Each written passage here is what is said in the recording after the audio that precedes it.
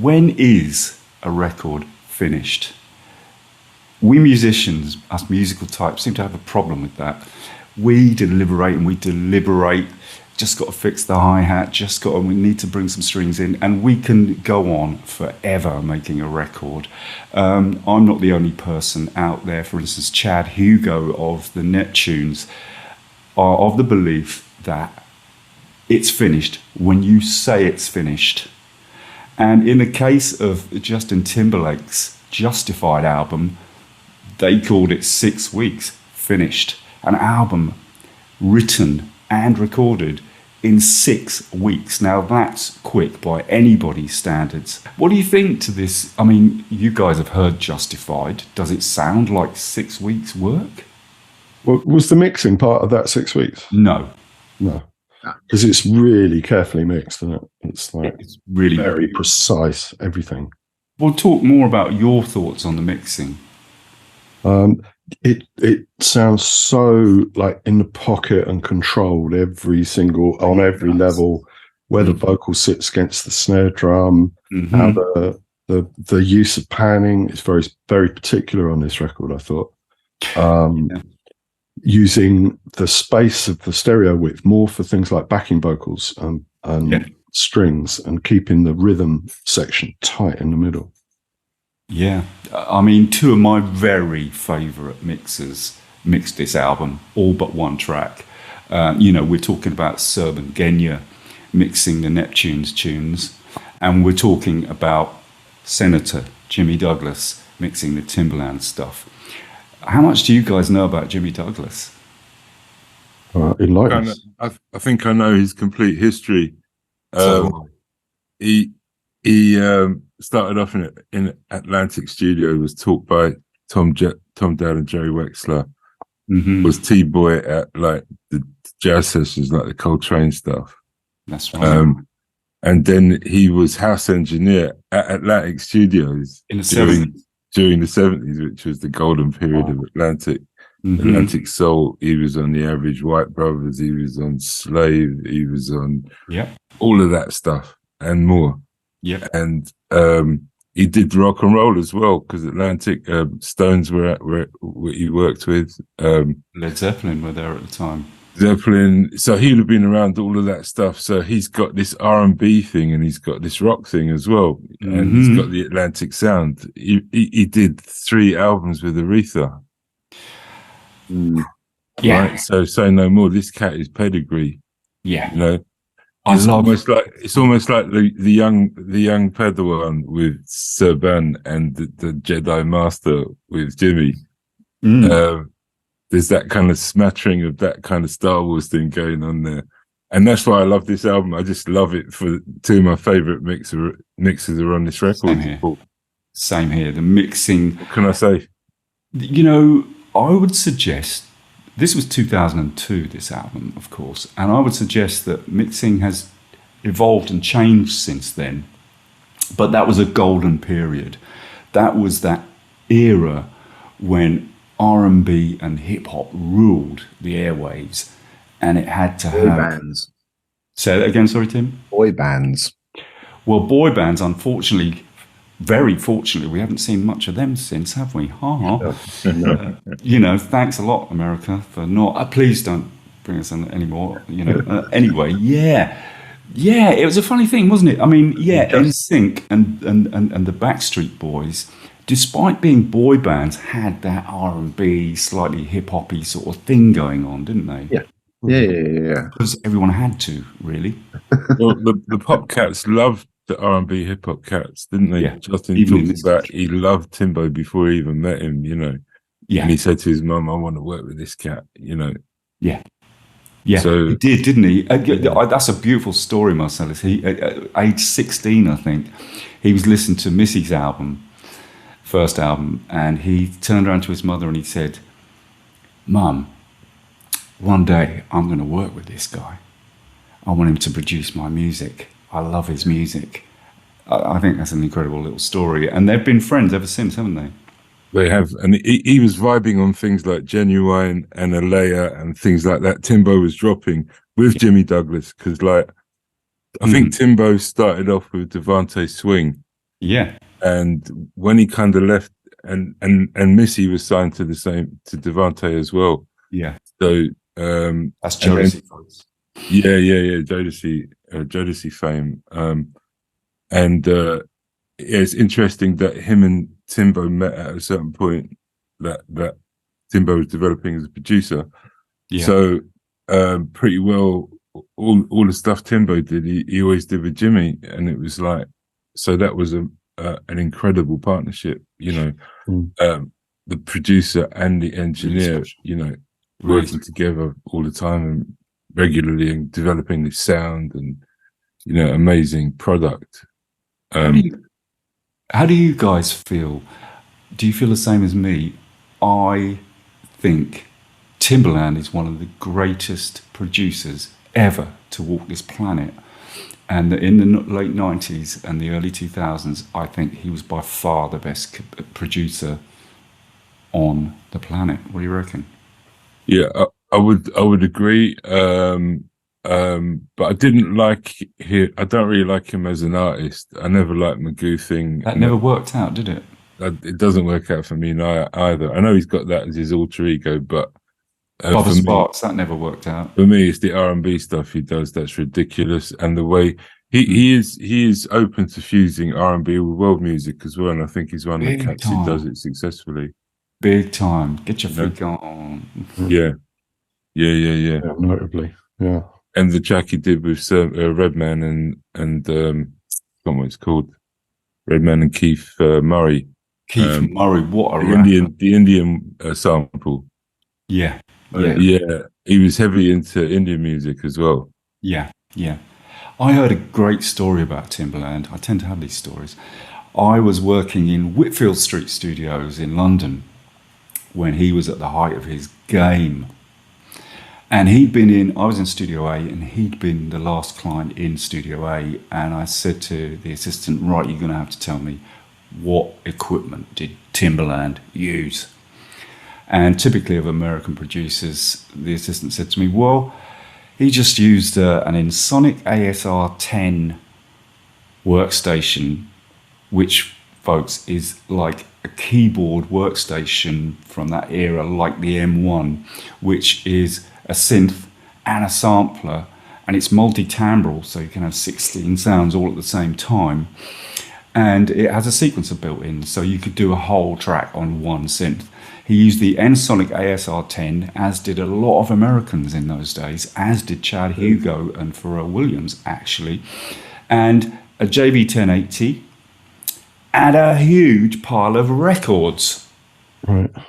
And apparently what Timbaland's thing was, he went into Soho when he was in London on that occasion, hit all the record shops, bought loads and loads and loads of music, went and listened to it, sampled up little bits and bobs all over the place, walked into the studio, and I've experienced this with other American producers of the time. It's all he just hits play on his ASR 10 and there's a bunch of tunes, just like next one, play. And he's just sampled up a bunch of things, added a bunch of beats to it, some synth parts and stuff, and bang, job done. Wow, using an onboard sequencer. Using the onboard sequencer. Ultimate crate digger. Ultimate crate digger. That's the important thing that I got from that information was, okay, he's a crate digger. And a lot of people say, a lot of London dudes tend to sort of say, yeah, well, he came over to London and he heard drum and bass and jungle and he went back to America and stole it, didn't he?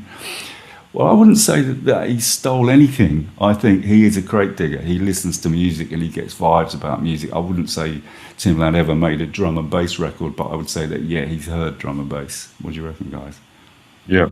Sure. I mean, that's been happening all the time. I mean, go back to the Beatles and so on. You know, Rolling Stones are all accused of ripping off the American blues artists of the time. Yeah. And probably were, so unreasonably, unashamedly so. But look what they've done with it. Yeah. Well, that's unquestionable, isn't it? You know, and I don't think the Beatles or the Stones or Led Zeppelin or any of these people would deny the influence Black American blues music had on them. Yeah. I mean, it's just Rock a and roll. time thing, you know. It's just a time thing, you know. What era are we in?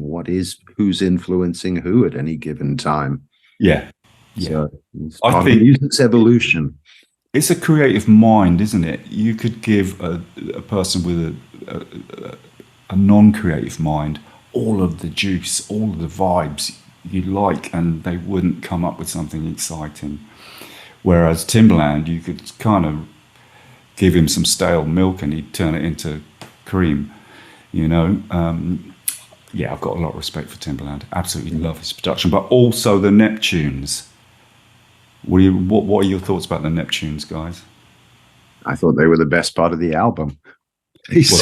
Bravo, Tim. Yeah. You know, but that's my own personal thing. You know, yeah, they were the heartbeat of the album. So all credit to them where, you know, where is necessary. So absolutely. No, a key part of the album. A huge part of the album, no doubt. I mean, they got the lion's share of the cuts on the album, right?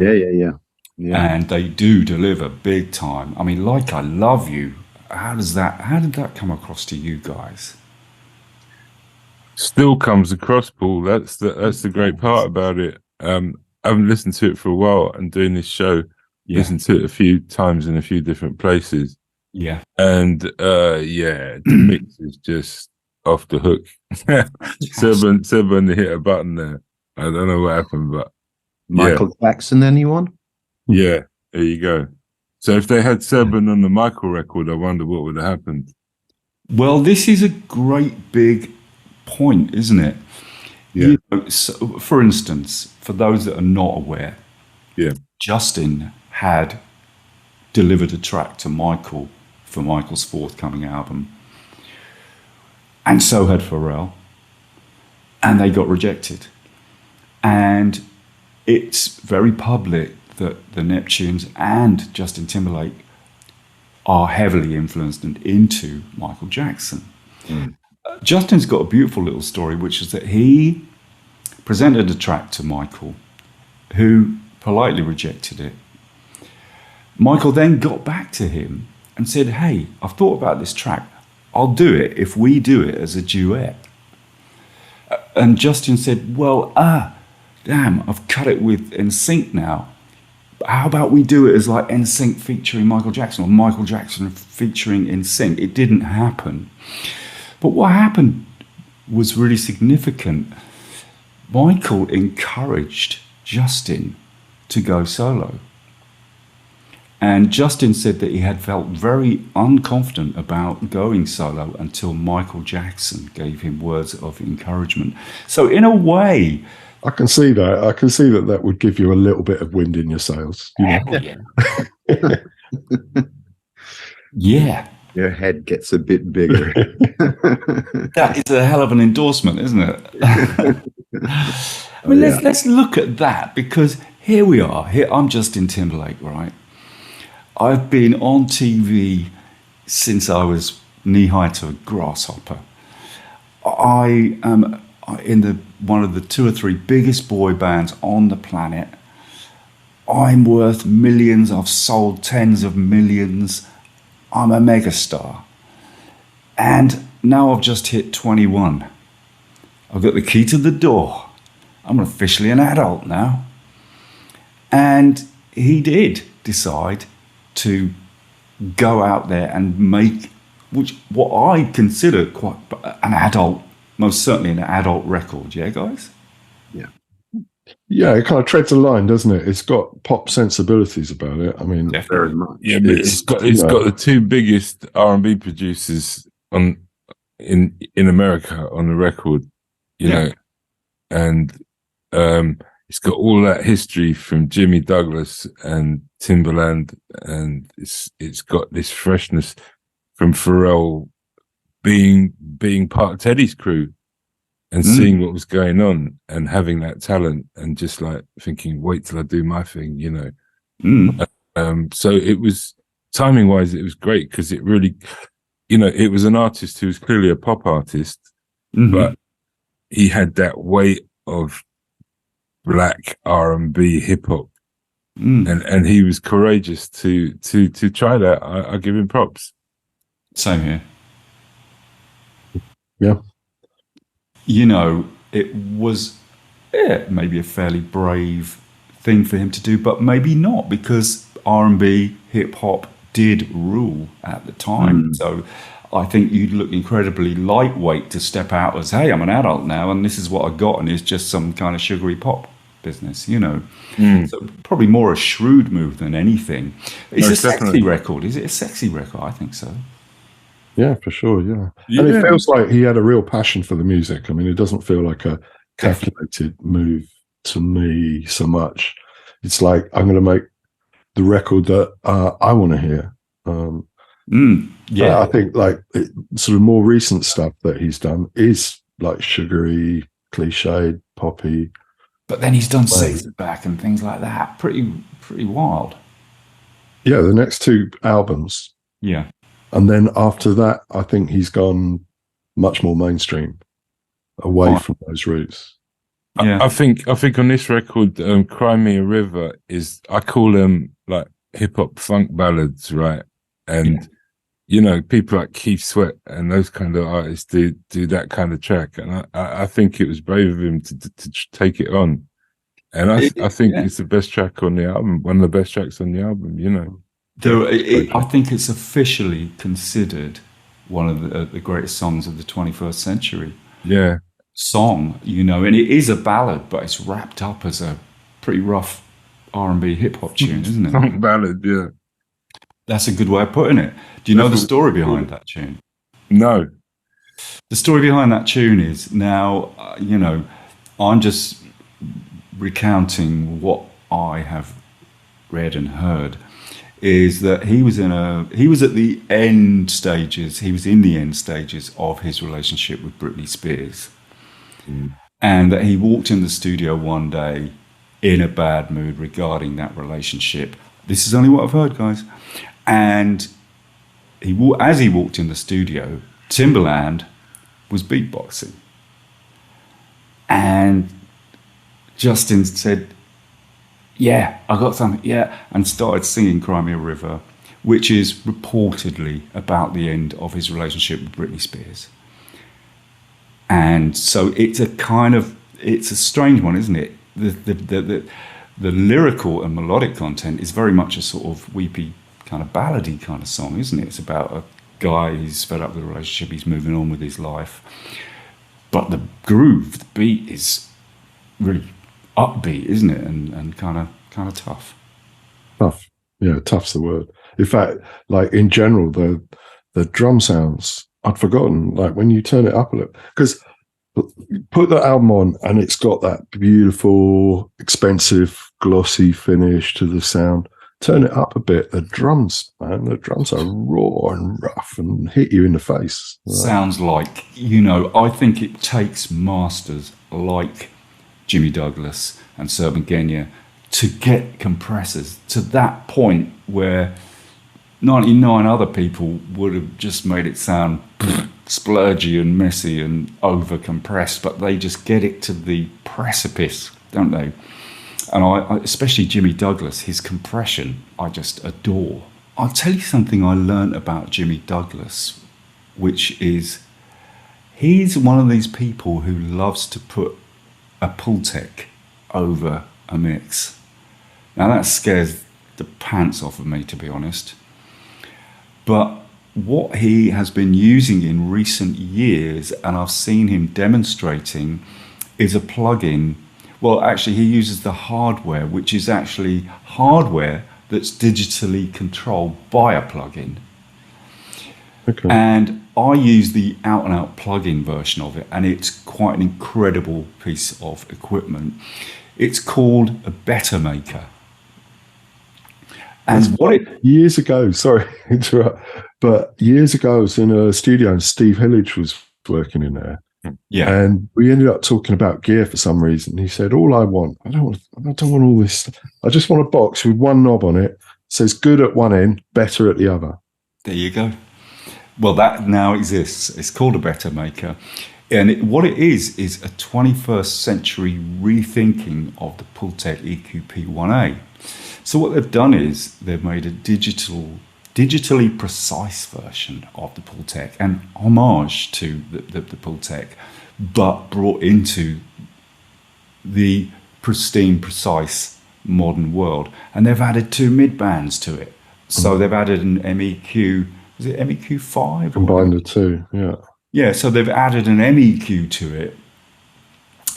And it's really exceptional. Imagine you can slap a Pultec on your low end, but it has tightness to it. Pretty spectacular.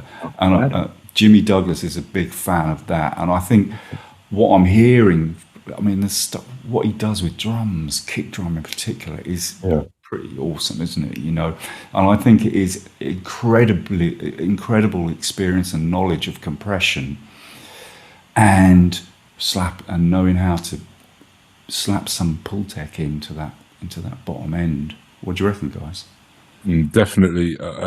Also, his pedigree with vocals as well. Yeah, I mean, you cut 3 records with Aretha. So I've seen footage with him and Storch and Timbo in the studio. Yeah, and Jimmy is just recording it and mixing the shit out of it at the same time. I mean, saw it. Real serious stuff, you know. How quick is he? He's like lightning, bruv. Ooh. You know what I'm saying? I'm like looking at it thinking, yeah. yeah. He just looks effortless, doesn't it? It's effortless, bruv. Effortless. You know, wow. But when you have singers that can sing, it becomes effortless. Yeah, true. Yeah. But then he's got the skill of recording a vocalist who can't particularly sing. You know, I wouldn't say that Justin is one of my favorite singers. I think he's a good singer. I think he's a good singer, and he's written the track, so you believe him when he sings. You know, personally, if you ask me, my favorite style of sound of vocal is not that soft thing. If you're going to ask me who I like with that falsetto thing, I'm going to say Curtis Mayfield and Marvin Gaye, and Tim, as you've alluded to before. However, this is not that, and I think. It's not. No, it's not. This is. It's good, but pop music in a different way, and it's like absolutely, and it's like there's an audience for it. People love it, and for me, pop music is just as important as supposedly, officially, you know, decreed music. You know, it's like music is serious, but it's also can be light as well. So I do like pop, you know, but I never classified Justin as an R&B singer. If you asked me. Can we forgive him on this record and say that he was only 21 years old, bless him. And he was clearly heavily influenced by Michael. Yeah. To the point that he sounds like he wants to be Michael. He copied some of Michael's licks on this record. Absolutely. Sure. So what do you guys think of the vocal sound on this record?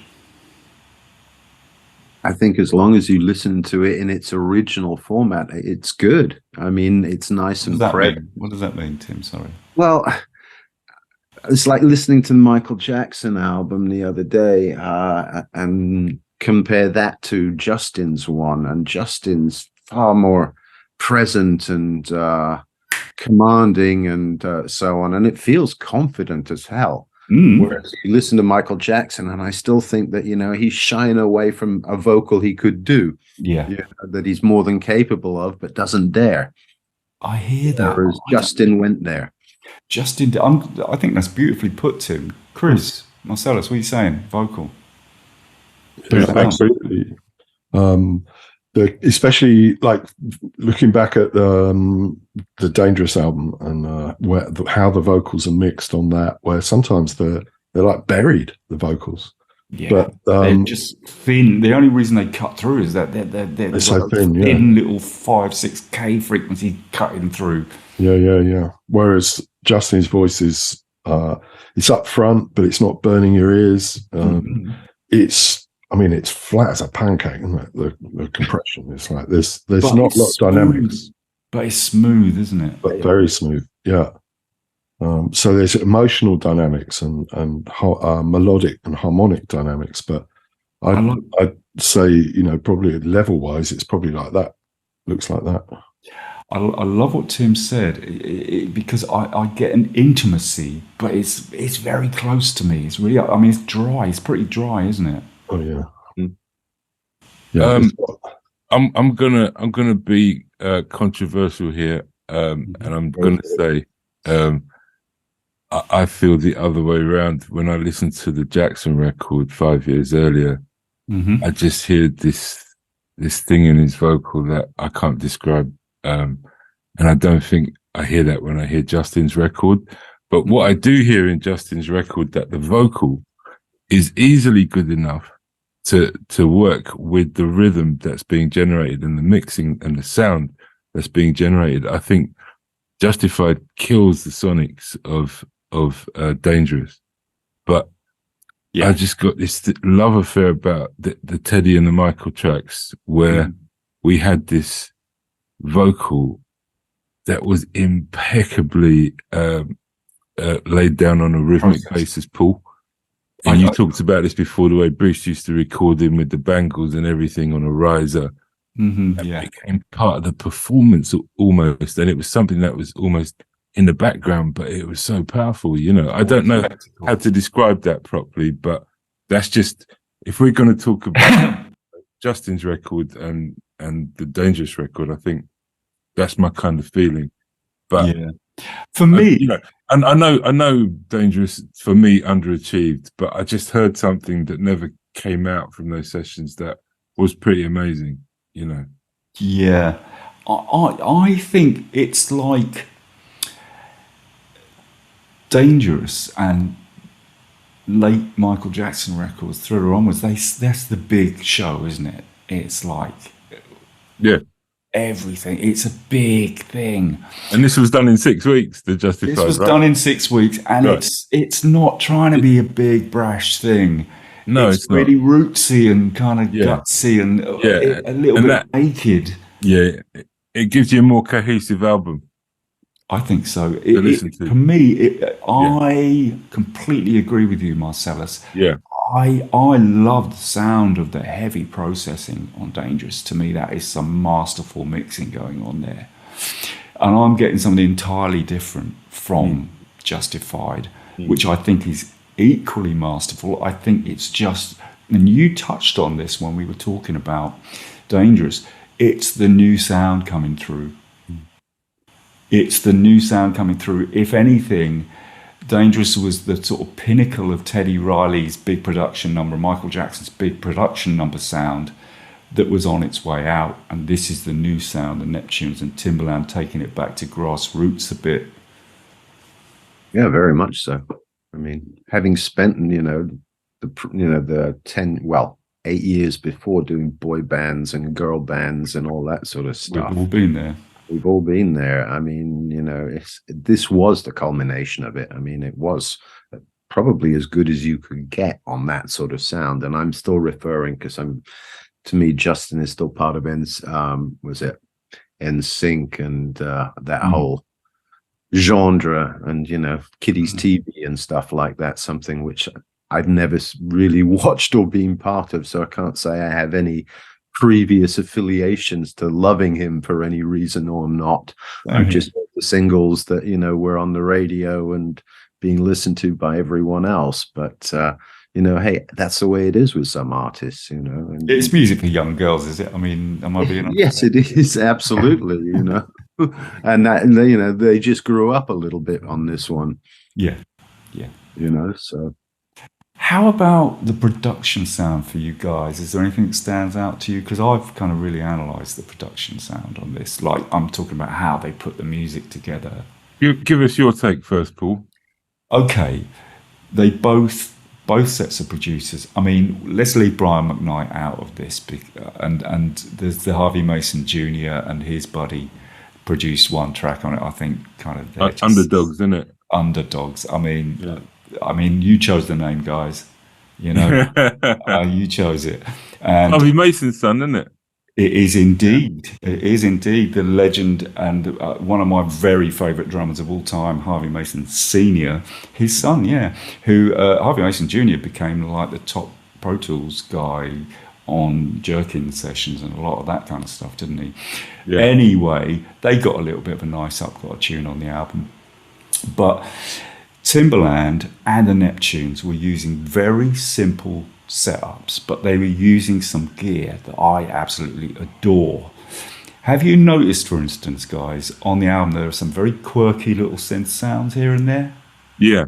And I'll tell you, that's one of my favorite synthesizers, and it finally got reissued as a plugin, and I was as happy as Larry when it finally became a plugin, because I think it's a hidden gem of a synth, and it's the Micro Korg. Oh, Behringer. Is it a Behringer remake? Or Korg remake. Oh, wow. Korg have remade the Micro Korg. Oh, wow. Have you ever seen a Micro Korg? Yeah, I have. I mean, it was like some kind of joke synth, wasn't it? It was, yeah. It was like a poor man's Moog, right? Yeah, and it had a vocoder, sort of little vocoder mic sticking out the top of it. Yeah. It's great. Yeah, it is, yeah. Yeah. It is an oddball synth of this world. It can only be wacky, but it is exquisitely wacky. So who was using that for real? That was Chad Hugo, and Chad. Well, not only Timberland was using one too, or certainly has since. Yeah, and they both famously, both teams of producers used the Sonic ASR 10 and the MPC 60, and both producers are heavily chopping up drums, guitars, and samples generally, aren't they? Mm. I mean, the sounds on, the guitar sounds on some of the Neptunes tracks are just ridiculous. The other synth they used a lot was the Korg Triton. Okay. And that makes loads of sense, doesn't it?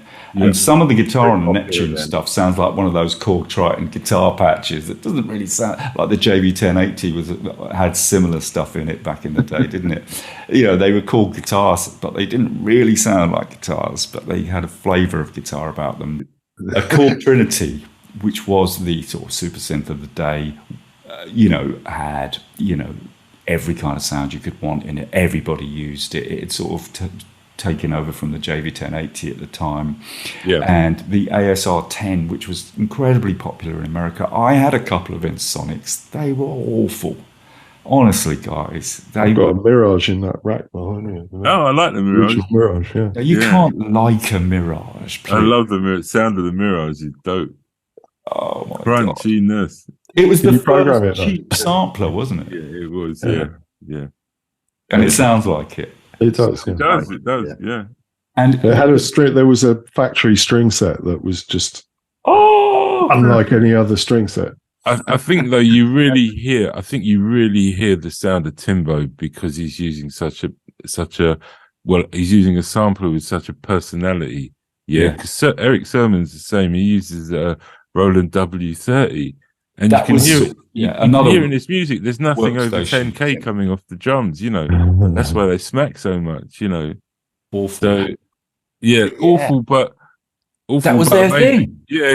They could put the whole tune. This is how I think their mentality was. This they could put the whole tune together and a whole bunch of tunes together. Yeah. In their workstation, which did everything apart from the vocals. Yeah. Save it all off to a bunch of floppies and go anywhere in the world. Yeah. With a bunch, and just load a bunch of floppies into their workstation synth, and bang, there's the music. Put it in, hey engineer, record me. Yeah, and I got that because I did work with a few Americans who were sharp in London with such a beast. To me, come on guys, the best workstation synth of them all, easy peasy, the best was the M1. Okay, go on. Go on. Why not? No. I mean, I'm dope. I'm down with the W30 and the ASR, to be honest. Okay. What's better than the M1? Hip hop crunch, isn't it? It gives you that saturation, I think we call it, or whatever you want to call it. I rinsed the M1. Yeah. No. I had several. Yeah, had several. Yeah, amazing when it came out because it was revolutionary, wasn't it? It was kind of the original workstation synth, right? It was. Everyone rinsed the presets so much. They did. Yeah. It didn't last for very long. It was lovely to program. I thought it was a very nice synth to program. Yeah. It's clever. Clever interface. Yeah. Really good. Really nice. You know, Right, I don't right, think right. Triton ever died, really, did it? No, it didn't. And I think its counterpoint would probably be the MPC 60, you know, on the drum world, rather than the MPC 3000, like we talk, or even the SP12, you know, or 1200.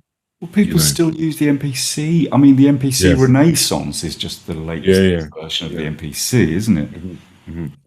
Well, I mean, remarket. Yeah. I don't know about you guys, but I've got built into my auto loads, my templates, I've got all of the MPC swing factors just there as quantized values. Absolutely. I mean, you don't actually need the MPC itself to get that swing. No, you don't. And you don't need it to get the sound either. This is interesting. Drum sounds. What really amazes me about the Neptunes drum sounds, and something you really get from the tracks on Justified, is that they're multi-layered, very multi-layered, and that they are a combination of machine sounds and real kit sounds and extraneous other sounds. Do you get that, guys? For instance, Like I Love You. What did you think that was when you first heard the drums on that and the guitar on that? What did you think? Did you just think that's someone playing the kit? I thought it was hybrid, but I studied that stuff, so I kind of know. But they did it really well. It was amazing. Yeah. It was great sound, and the guitar, incredible. Man, is the guitar a great sound though? Because everywhere you hear that record, that guitar sounds incredible, and that's the thing I love about Serban, because he's got this in the box sound that Jimmy doesn't have. Right on that record, I might be wrong. I can only tell you what my ears tell me. I think Jimmy's using the whole desk to mix the track, and I think Serban's mixing in the box and stemming it out. Interesting. Hybriding it out. That's what I'm hearing. My ears are telling me something like that. When I hear Serban's thing, I don't hear it like an analog thing, but it's only like one of the digital sounds that I really enjoy of the top mixes. You know, he just does something with the sound, and I can't really define it. He's using compression and high frequency compression very cleverly to obtain this remarkable sound. And I know that he's hybrid. He was hybrid. I don't know what he is now. He's very secretive. That's one thing. He's very secretive. He uses transient design, the gold one, across the mix. I've forgotten what the unit's called. Across the mix. Yeah. What, the SPL? The SPL, the gold SPL. They call it Vitalizer. I think it's called a Vitalizer. The Vitalizer, Yeah. He uses that. He also uses a few, hybrid buses, but very secretive about it. But it's not all plug-in at that point. Anyway, I don't know where he is now. I guess we'll never know because he's not about to tell us. No, he's not about to tell us. But I would hazard a guess he's fully in the box now. Because he's doing a lot of work, and workflow. If you're in the box, your workflow like triples.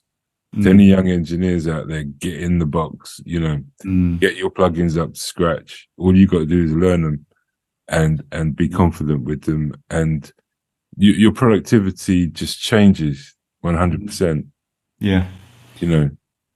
One thing I love about Serban Ghenya's sound is it's very tight and clean, but it's full and punchy. The kit on Like I Love You to me is exquisite.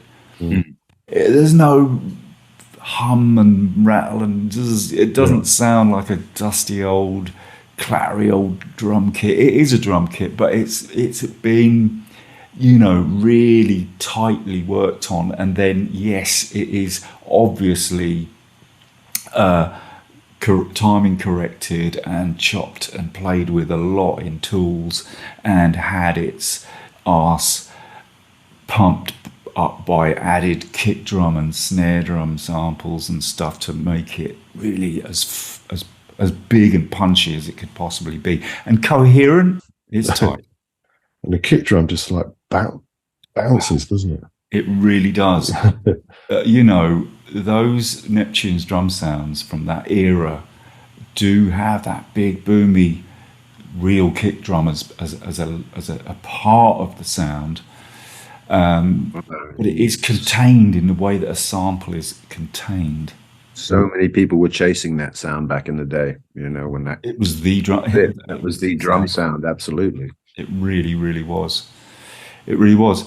So vocal-wise, I can tell you guys that it was recorded.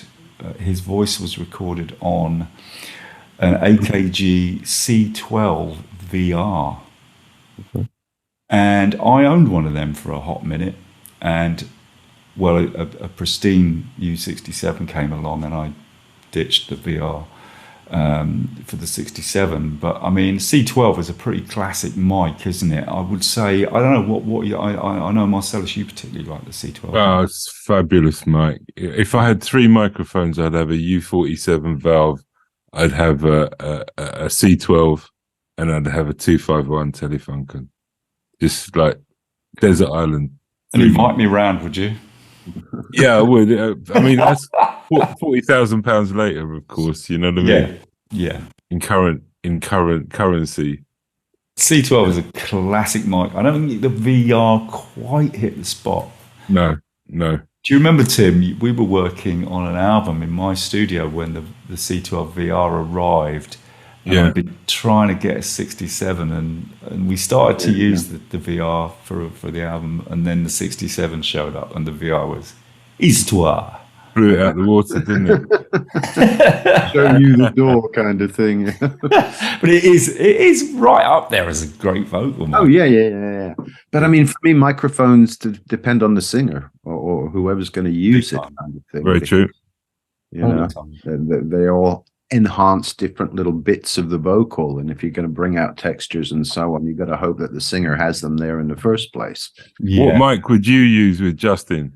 My go-to is the 67. The 67 works on pretty much anyone, and it always sounds beautiful. And I'm sorry, but I prefer the sound of high-end Neumann mics to pretty much any other mic, to be honest. What about you, Chris? Well, I think the vocal sound on that record is very successful, so I'd use the same mic. Yeah, good answer. Yeah, I mean, it works. I mean, I'm a big 67 fan as well. So I mean, if it's around, and it's the right singer, definitely. And I'd go 67 as well, because like with a vocalist with a lot of air, I'd like to nail down the middle, and the 67 would just nail it. Nail it. But then, it's like Michael McDonald used to use the C12. So he's all buttery, and he sits on top of the beat, and I think it's interesting because they didn't put that middle into Justin's voice, so he's not competing with the snare and percussion. He's kind of airily sitting on top of it. So it's turn left or turn right, isn't it? Every vocalist should, rightly so, have their favorite mic, and if that's available, then that's the one you use, kind of thing, because you're always trying to make someone feel comfortable. Especially in that, I think they call it Forant, don't they, or Melodyne, right? So Formant, exactly right. Fast Fourier transforms. Thank you, and that's the epiglottis, right? So it is the size of it, basically. Right. Yeah. So for me, when you put a Neumann on it, it enlarges the epiglottis almost. I agree with that. Exactly what you're saying. Yeah. And when you put a C12 on it, it gives you a smaller epiglottis. That's really interesting. You never thought of it like that. No. Yeah. FFTs. Yeah, which is the...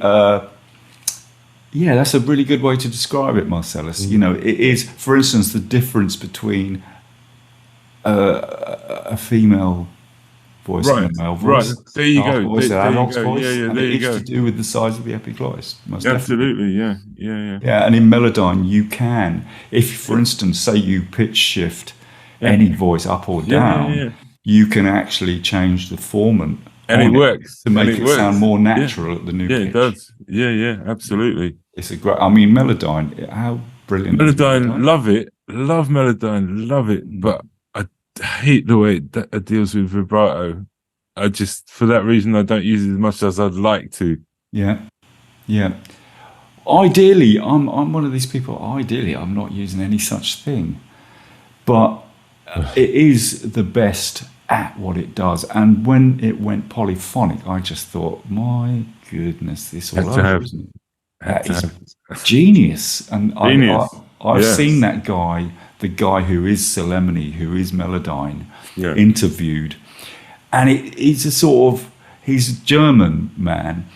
And he's sort of as close to Albert Einstein as you could think anyone could possibly get. He's just sort of clearly a genius.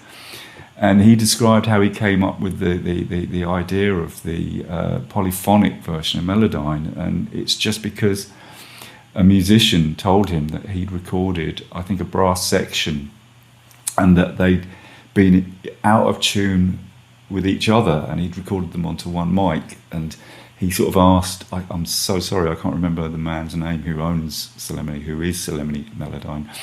And he said, is it possible for Melodyne to do this?